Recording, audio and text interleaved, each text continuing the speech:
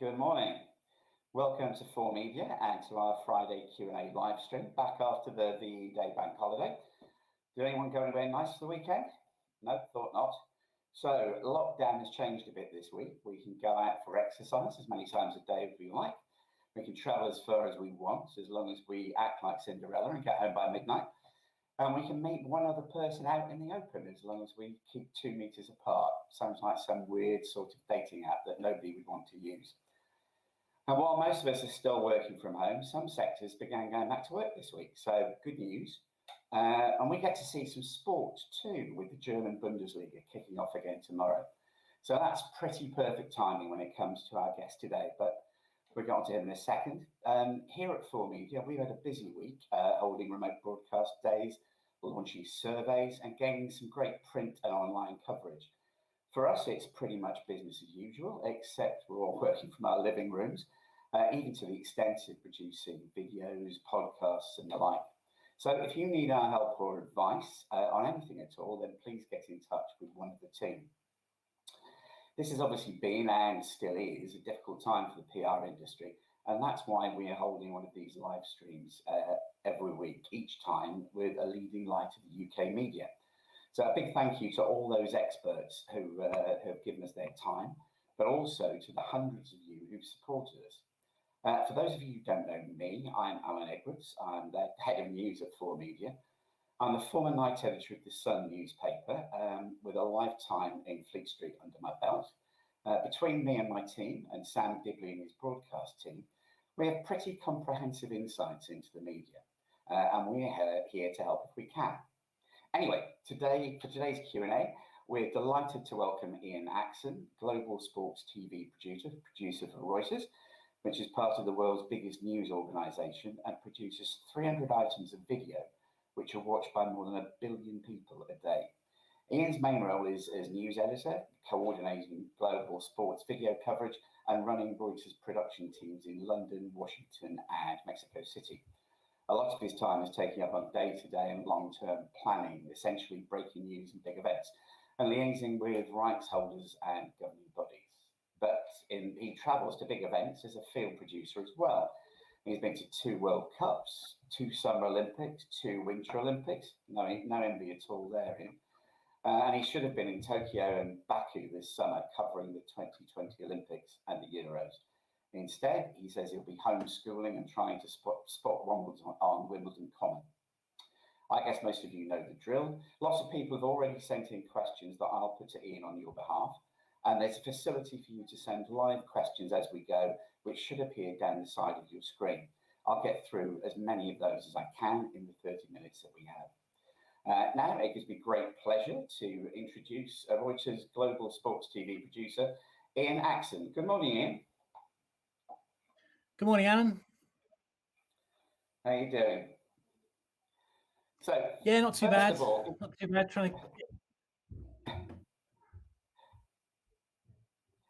First of all, just give us a quick rundown of how your day, what your job looks like day to day. I gave a rough idea then, but you can explain it much better than me. So essentially, we have a huge global sports news agenda, which we try and follow on a day-to-day basis. We've got crews in major cities all over the world. And before lockdown, my day I would have started at about 7:30, 8 o'clock in the office, making sure that we were set up for the day, that the crews that we needed to be covering, football, motorsport, athletics, you name it, we cover it, that those crews were lined up for the day. They knew the news lines that they would be chasing.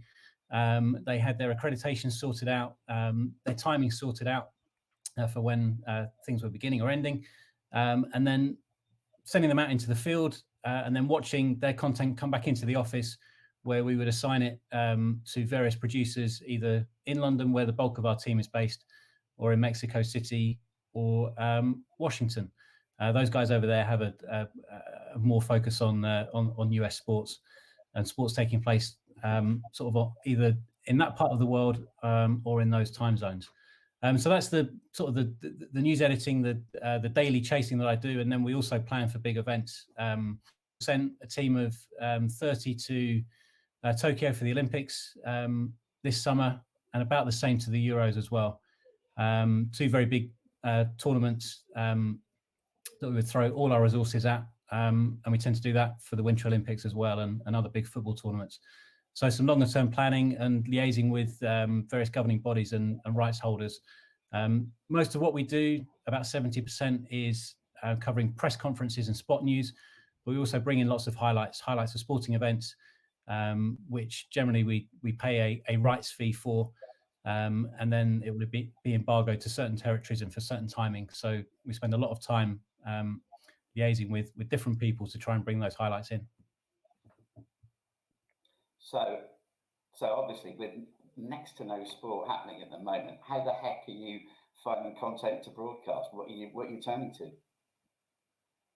Well, actually, it's been much busier than you might expect. I think with lots of speculation about when sport will return, there's been plenty for us to cover. It's been a bit of a challenge physically getting that content. Zoom's been a godsend for us.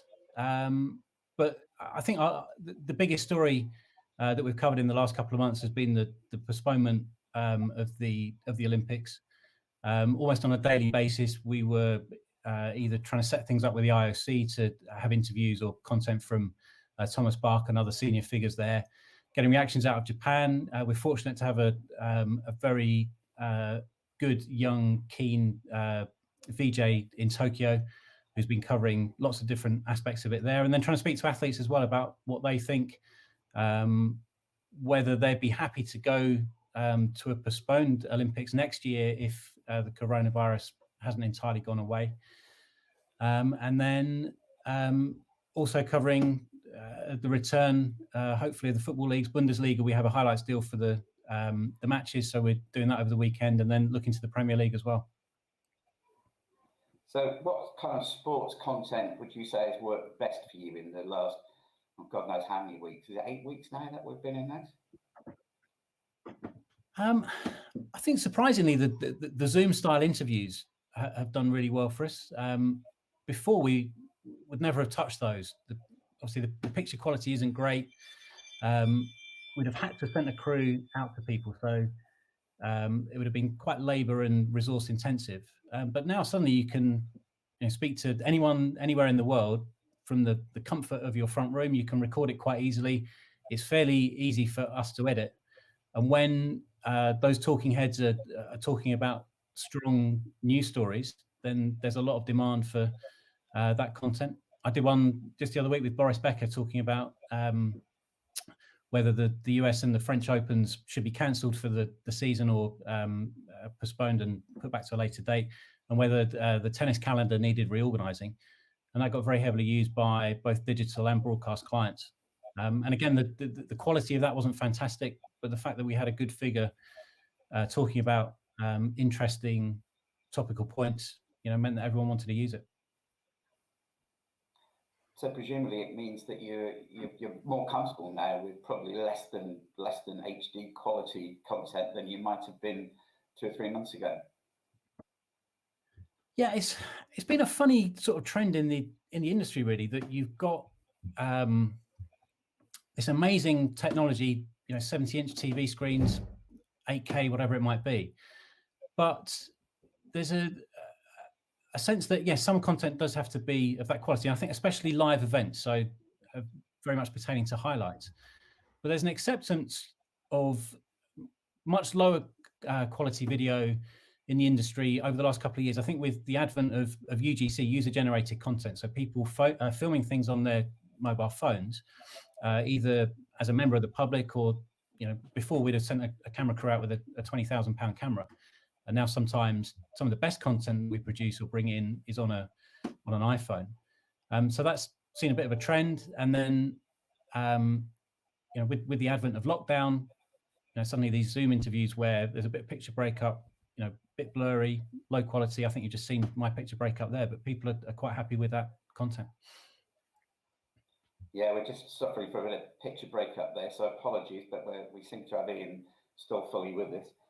So which sports do you think have shown a best grasp of their audience and what their audience wants during these weird times? I think some of the best interest and use of content we've seen has been in esport, but not necessarily kind of the pure esports. So it's the crossover. So, for example, Formula One have developed a series where some of their drivers and some of their they've got special guests in, other sporting celebrities, to race against each other virtually. That's gone down really well. The IOC, sorry, not the IOC, the IAAF, World Athletics, have done a fantastic event called the Ultimate Garden Challenge, which they had one a couple of weeks ago. It was 3 pole vaulters, including Mondo Duplantis, who's the sort of world #1 and quite a big figure. And they literally pole vaulted in their back gardens. It was a live stream on mobile phones, and it was a great concept. I think it was who could jump the most 5-meter plus jumps in half an hour. So they just did that on a loop, and that got really well used. And then they had a virtual mix zone afterwards. So they had they set up a Zoom press conference. The competitors came in on that Zoom conference, and we cut some of that as well. Got really well used and got the IAAF some good publicity. I think people admired that innovation. And then I suppose a couple of examples of where it's not gone so well. We're still struggling, certainly to persuade the Premier League that video reporting has a sort of a role in Project Restart. They've been very good servicing the text journalists, but not so good on providing us with video. In contrast, La Liga in Spain have been really good. They provided us with training ground footage video every day from all of the major clubs in Spain. And that has been very well used. So you talked about esports there. Do you see that content being a stopgap, or do you see maybe in the future that you'll tend to cover more esports? I think there's a trend towards it. Interestingly, IMG, one of the big the rights holder, but they do other things in sport as well. I've actually got an esports academy. They have a tennis academy, an athletics academy, very traditional places where young aspiring athletes go to. They have nutrition programs and physical training courses they go on, but they're doing that now for esport.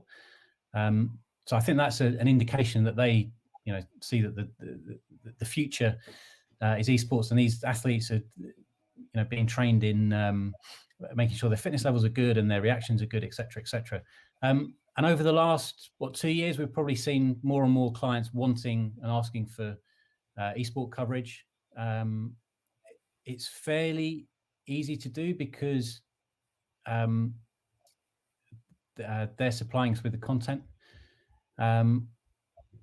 For me, I still don't think that anything beats sitting in a stadium watching, 2 football teams or rugby teams or whatever it might be going at it. But I think, with the younger generation, that 18 to 25 market, there is a big demand for it, and it will become the future because they're used to seeing it and they're used to playing it as well in their front rooms. So obviously we're all PRs watching this, or most of us, I think. So how can PRs watching help you do your job and spark your interest, really? I think 2 key sort of prongs for me. One is to have big name topical clients who want to talk to us. So, Bryce Becker example was a great one. If we can get a talking head who everyone knows, then it's going to get used. And I think the other thing to do is to be, innovative and think a little bit outside the box. We did a good project with Skateboard England a couple of weeks ago, who had they called it the Carpet Kings, or the King of the Carpet, I think, King and Queen of the Carpet. And that they asked skateboarders to do a trick in their own home because of lockdown. They couldn't be outside. It was a social media competition. I think there was 300 or 400 entries, and then there was a vote to decide the best one. They arranged for us the 3 winners in each category. They cleared all the content, they cleared the copyright, and then we were allowed to use that video. And we did a Zoom interview with the winners, and then included their tricks in the piece we did as well. So a bit like the IAAF Ultimate Garden Challenge, it was a little bit outside the box, something new. We were interested, and our clients were interested in it as well when we put the material out. So I think innovate and big names. That's the two things I would say. So what, just going back to sport in general, what changes have you seen in the way that your viewers consume sports content? Since lockdown, or just generally? I think since lockdown, really, because you wonder whether that might well continue as we move away from lockdown. That's a good question. I think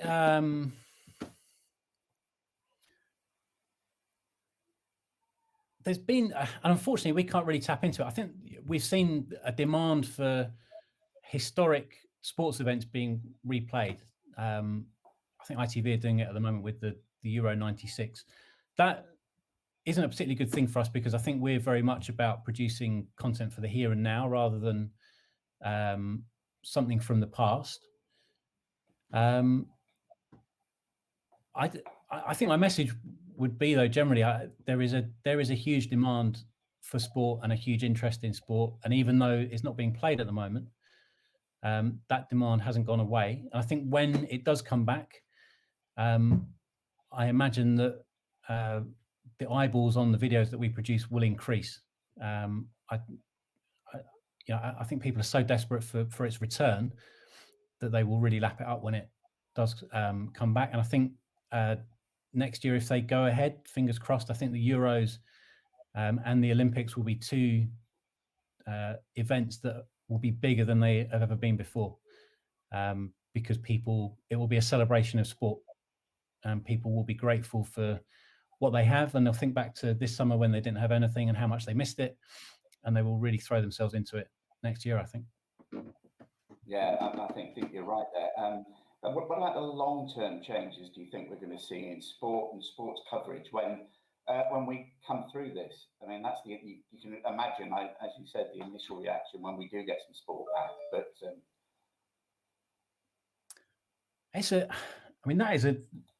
that's a really good question, because I think the landscape will change massively for any number of sports, not least because of the financial difficulties that they're in. The people that we've been speaking to across a multitude of sports have said this is an opportunity, to potentially restructure. It will be painful, for 12 months, for 18 months, whatever it might be. But tennis, for example, the calendar might change. Some of the tournaments won't survive. It may become more streamlined. I know I was on there was a conference call, a parliamentary thing last week with the Rick Parry, who's the chairman of the English Football League, saying that it was an opportunity to perhaps get rid of parachute payments, or to put in place a salary cap. I think there may well be a lot of restructuring across a lot of sports in the next 12 to 18 months.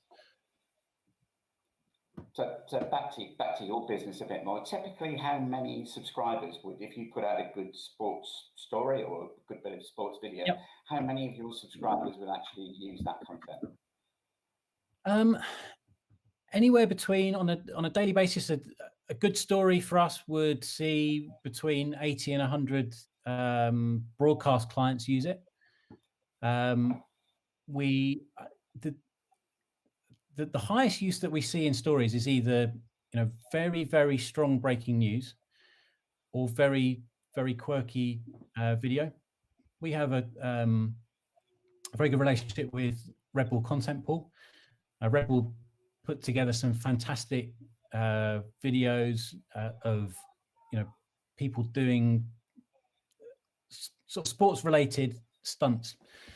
So they might have a mountain bike jumping across a canyon, or kayakers going down a very extreme piece of water, and those kind of videos will often get 500 or 600 broadcast clients using them.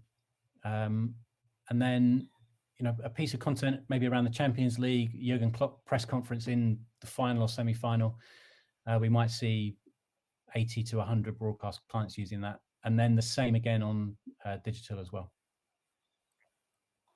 So another question we have here, getting back to the PR world, what sort of sporting talent that should PRs be looking at that might make you sit up and take notice? You know, who you'd be interested in?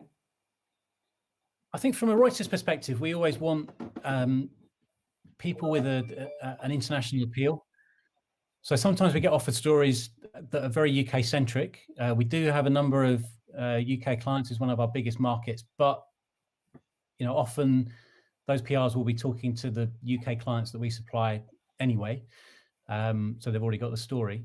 You know, for example, if someone approached us with a Premier League footballer, a foreign Premier League footballer is probably going to tick more boxes for us because there will be appeal. You know, if he's say from Africa, then there'll be appeal probably across all of Africa, or if it's a player from Asia, the same in Asia. So that, you know, would make us sit up and take a bit more notice.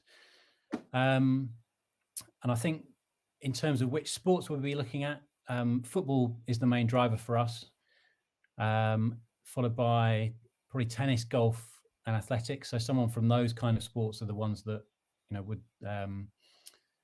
we'd be interested in. And then I think probably generally people who are current stars rather than former stars. I think as soon as people retire, they tend to lose a bit of their cachet unless they're a very, very sort of big, well-known star. You know, harking back to the Boris Becker interview, I'll put Becker in that kind of category. But others sort of tend to lose their appeal once they're retired. Yeah, you mentioned football there. I mean, I just wonder what your view is on what seems to be a trend of football clubs choosing to live stream directly to their fans during this.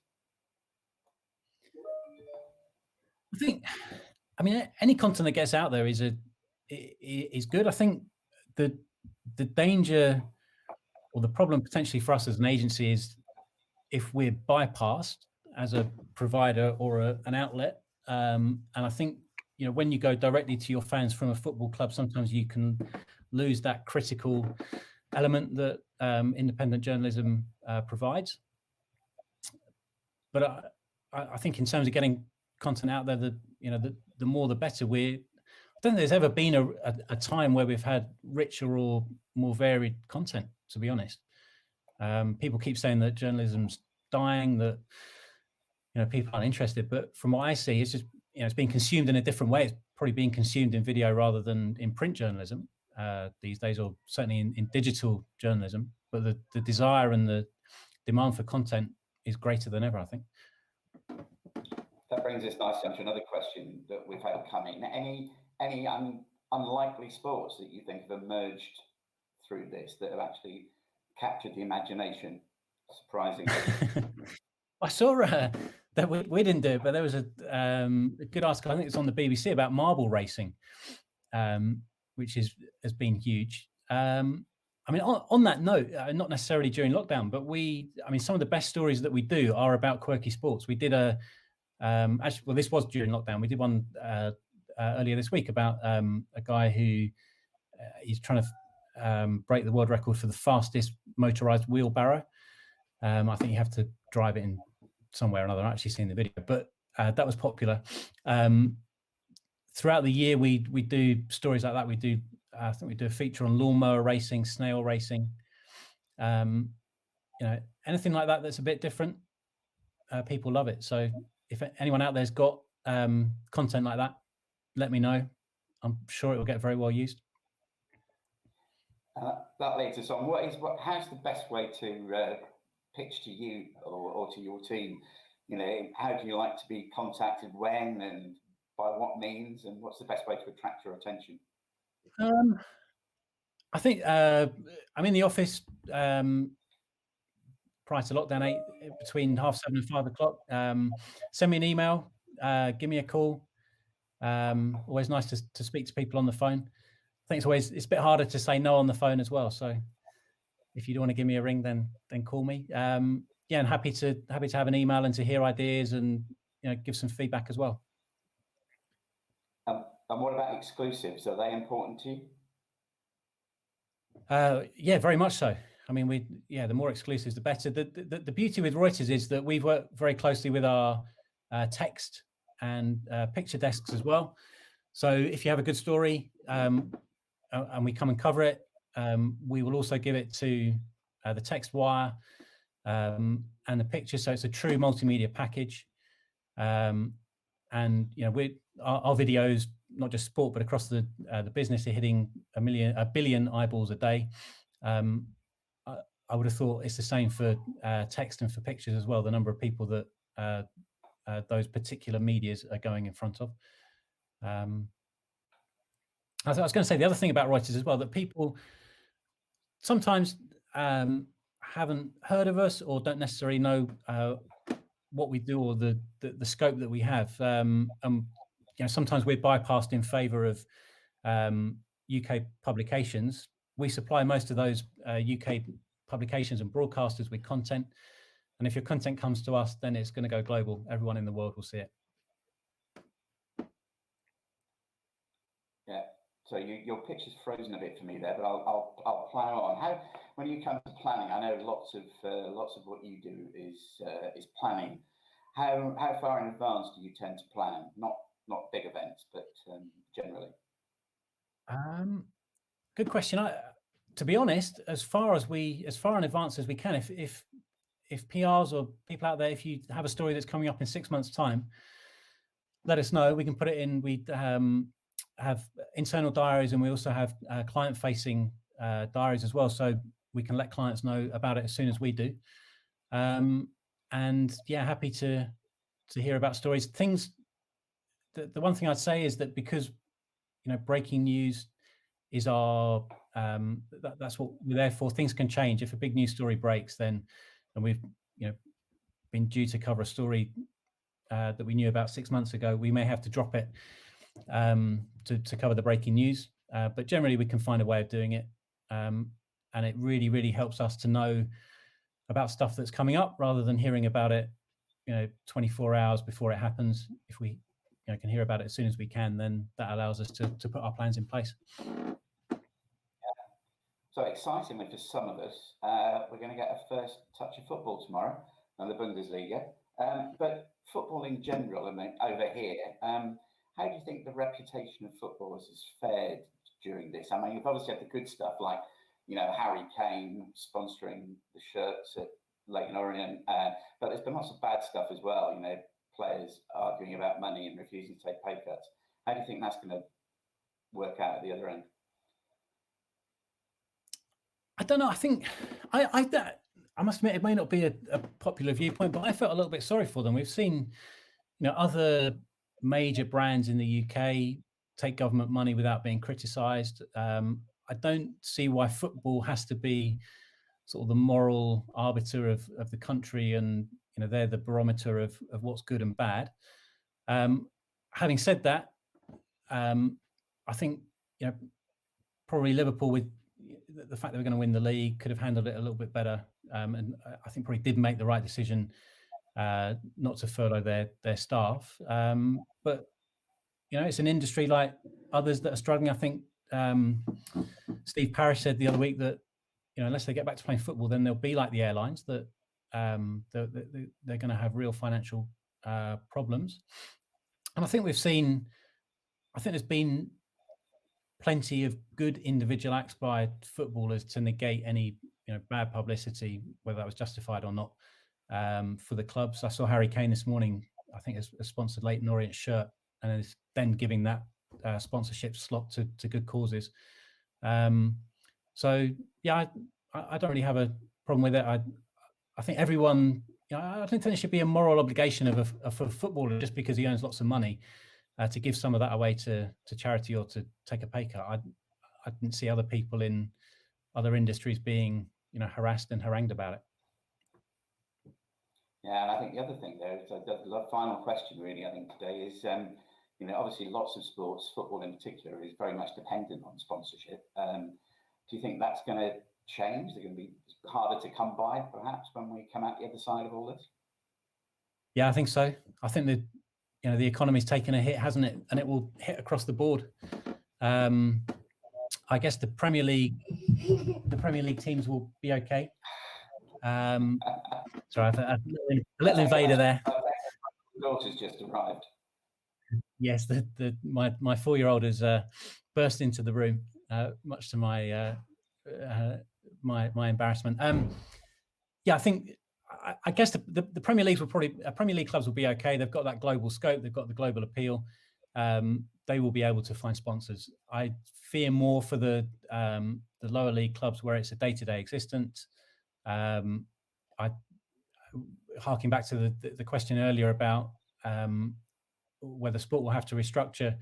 You know, I'd be very surprised if we see the lower divisions of football in England and probably globally looking how they were pre-coronavirus to how they will afterwards. I think it's going to be a very rocky road for them. Be interesting to see what happens. Absolutely. Iain, it's been fantastic talking to you. There's some brilliant insights in there. So thank you so much for sharing that with us today and giving us your time. I'm sure you're going to get lots of emails now from people who've been watching this. So you have to imagine your inbox will fill up this afternoon. So yeah, thank you very much indeed. So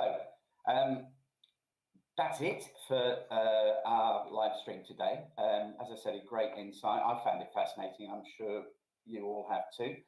Thank you for tuning in. We really hope you found it useful, and remember, feel free to catch up with any of the team at 4media if there's anything we can help with. So I'm off to stick some bottles of Beck's in the fridge, slip into my lederhosen, and get ready to binge watch German football on telly tomorrow. We'll be back next Friday, same time, with another top-notch guest. In the meantime, as ever, look after yourselves and stay well. Bye-bye.